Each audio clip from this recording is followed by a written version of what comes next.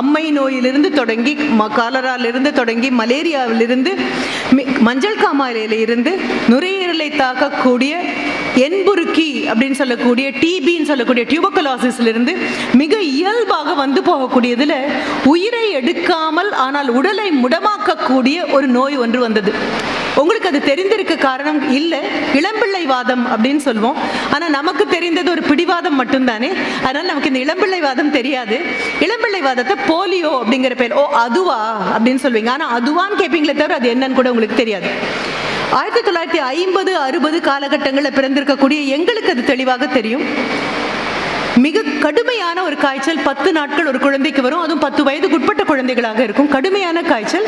அந்த காய்ச்சல் வந்து போகும்போது குழந்தைகள் எல்லாம் வலுவிழந்து துவண்டு போயிடுவாங்க. துவண்டு போறதுலையும் குறிப்பாக முழங்காலுக்கு கீழ் கால்கள், சில சமயங்களில் கைகளையும் பாதிக்கப்பட்டதையும் நான் பார்த்திருக்கேன். நீங்க அப்படி யாரையாவது பார்க்கலாம். ஆனா நல்ல காலத்திற்கு ஆண்டவன் அருளால் நோயெல்லாம் விரட்டப்பட்டதுனால நீங்க எல்லாம் ஆரோக்கியமா நடந்து படியேறி மேலே வர முடிஞ்சது உங்களுக்கு.